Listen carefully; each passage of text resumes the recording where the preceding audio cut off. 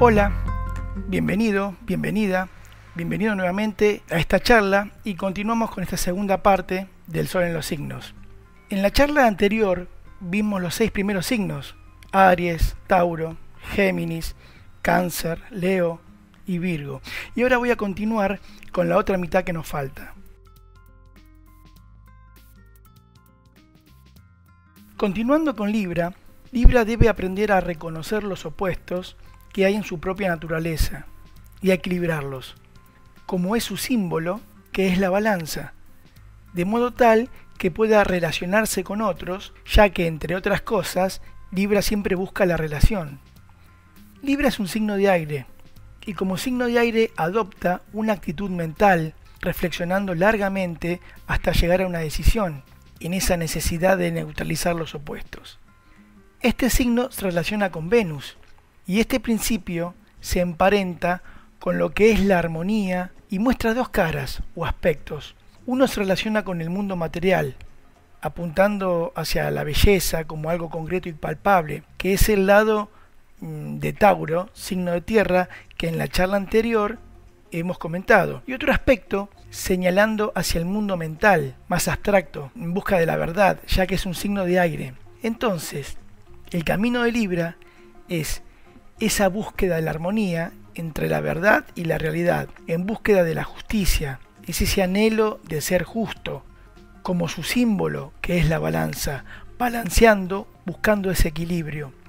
La persona con el Sol en Libra no quiere decir que sea justa o equilibrada, sino que va en busca de eso.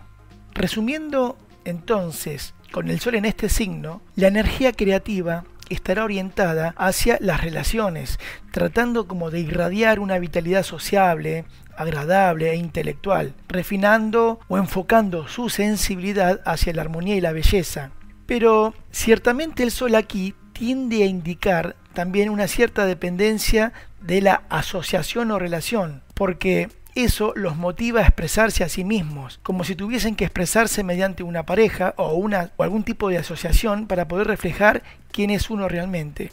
Es como si llegaras a conocerte a ti mismo o a ti misma al relacionarte con otra persona. Esta misma situación es muy parecida también con el ascendente en Libra o el Sol en la casa 7, que veremos más adelante en las charlas siguientes. Sigamos con Escorpio. En Escorpio siempre se habla de la intensidad.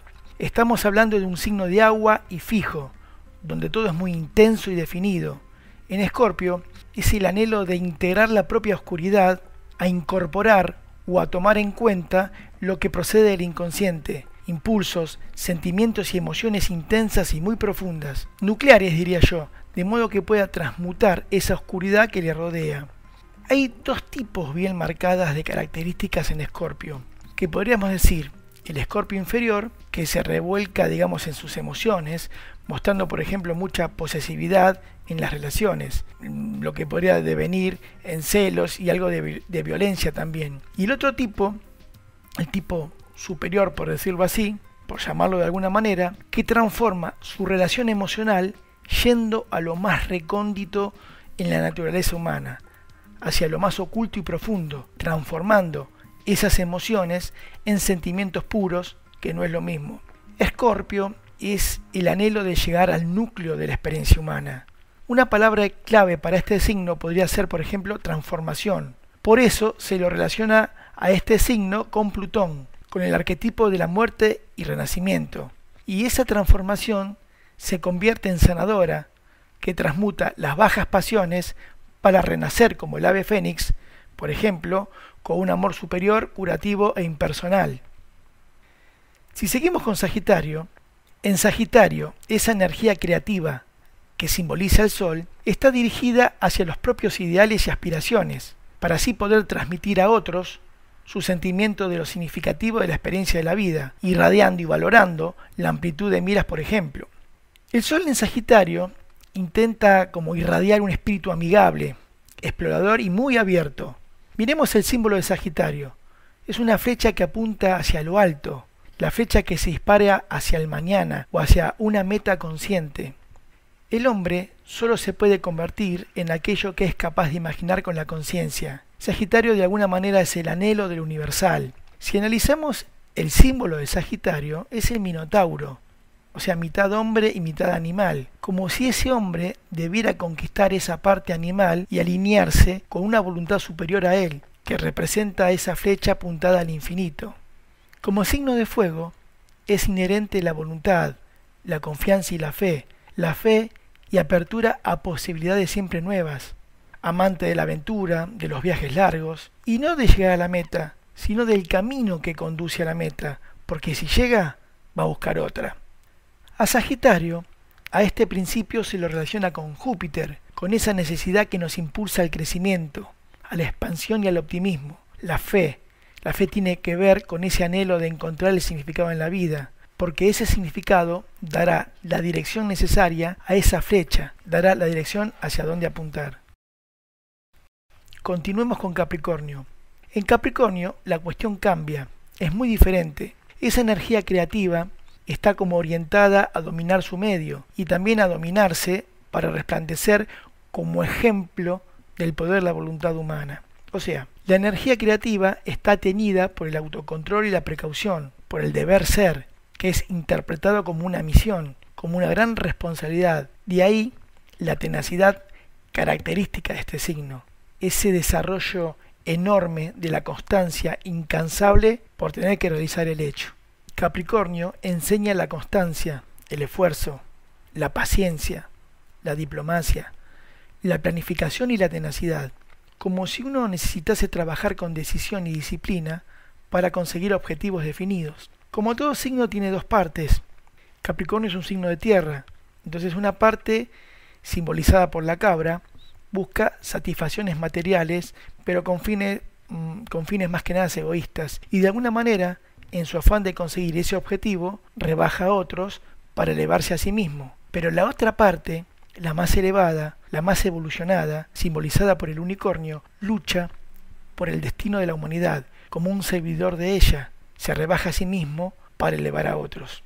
A Capricornio se lo relaciona también con Saturno, con el sentido de la realidad, con la estructura, con el sentido del deber, la cautela, con un crecimiento o desarrollo a través de la constancia, entendiendo que la vida tiene una finalidad, con esas dificultades que encontramos en ella tienen un sentido, una razón positiva para nuestro crecimiento. Continuemos con Acuario. Acuario, al ser un signo de aire, valora el mundo del intelecto, el campo de las ideas, muy idealista, de conceptos originales. Es el impulso racional hacia la propia independencia mental, espiritual y física, respetando la individualidad e independencia tanto propia como la de los demás, con ideas altruistas, visionarias, muy visionarias y a veces rozando la utopía. Este signo habla de un gran amor a la libertad, a lo nuevo. Es la característica propia de este signo, pero debe como aprender a tomar conciencia de la vida del grupo del cual forma parte, de manera de poder ofrecer su participación en el crecimiento de la conciencia colectiva. Acuario es el impulso hacia la independencia, a la liberación de ataduras del pasado, de la tradición. El deseo de ser y de crear está tenido por un fuerte anhelo de libertad y experimentación. A Acuario se lo relaciona con Urano, con la originalidad, con esa necesidad de cambio, de liberación y cierta actitud impersonal, abierto a la verdad y desapego, aunque a veces corre el riesgo de lo que es la excentricidad. En ese anhelo de libertad propia del signo, en ocasiones, esa personalidad quiere como verse libre de compromisos y responsabilidades, teniendo como la sensación que esos compromisos pueden obstaculizarle en ir en pos de un gran destino, entre comillas, por culpa de esas exigencias. Obviamente, el reto consiste en equilibrar esa necesidad de libertad con la aceptación y cumplimiento de esas exigencias.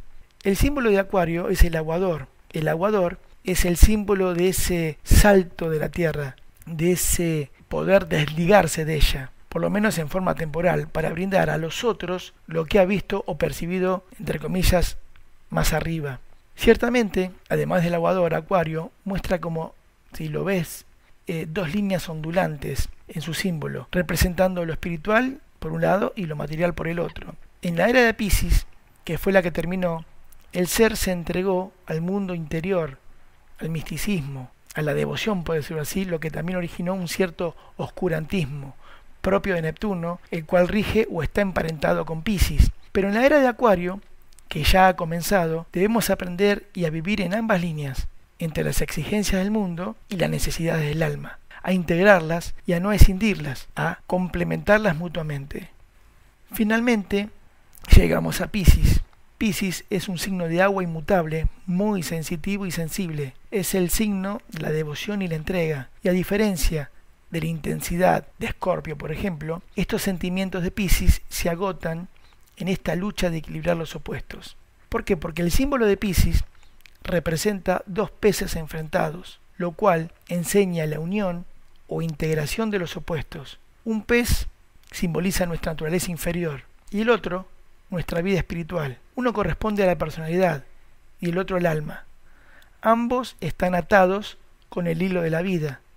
Se condicionan mutuamente porque los movimientos de uno afectan al otro. Al comienzo, el individuo actúa por la personalidad, por los apegos materiales. Luego, en la persona evolucionada, la personalidad sirve al yo superior, donde esa pequeña voluntad personal se enfoca con esa voluntad superior o más grande que él. Piscis es el final de un ciclo, es el final de un ciclo de experiencias y simboliza la voluntad de trascendencia. Como el símbolo de los peces, esa trascendencia tiene dos caminos. Uno, que lo lleva a la enfermedad, tratando de evadirse o escaparse de la realidad, mimetizándose y confundiéndose en la neblina, como es una de esas facetas de Neptuno, con el cual este signo está relacionado, y termina como víctima usando una máscara de debilidad en el que están continuamente rescatándolo. El otro lado representa la otra cara de Neptuno, que lo lleva a la salud, a la redención, elevando y trascendiendo lo más bajo de la personalidad con un sacrificio y un renunciamiento voluntario de sí mismo, encontrando la comprensión y sabiduría no solamente para curar sus propios males, sino lo de los demás, ayudando a encontrar el camino y convirtiéndose en uno de los signos de mayor poder curativo para los demás. Bueno, hasta aquí hemos visto una reseña de lo que representa el Sol en cada signo, ese anhelo de llegar a ser lo que somos en potencia. Y en los próximos videos seguiremos con los demás planetas, continuando por supuesto con la Luna. Con el Sol uno no necesita ver el radix, porque todos sabemos cuál es nuestro signo solar, pero en el caso de los demás planetas sí es necesario para saber dónde está emplazado ese planeta en cuestión. Entonces, en la cuarta charla hice una mención de cómo obtenerlo. Hoy, diciembre del 2014, va a ser más fácil porque el canal en YouTube está, el canal Astrología está comenzando y te invito, si lo deseas, a suscribirte. Pero en la medida que vaya creciendo va a ser más dificultoso obtener el radix. Por las fiestas voy a retomar las charlas en enero del 2015. Y a propósito, que no me he presentado, mi nombre es Roberto Carlos Albinati, pero saquemos esa formalidad del nombre, porque todos me conocen o me dicen Tuki, así que mediante Tuki nos va a ser más, o me va a resultar más fácil comunicarme. Bueno, así que te espero, que tengas un excelente año y hasta la próxima charla. Un saludo desde Buenos Aires, Argentina, a donde quiera que estés escuchando, y que tengas unas muy felices fiestas. Hasta pronto.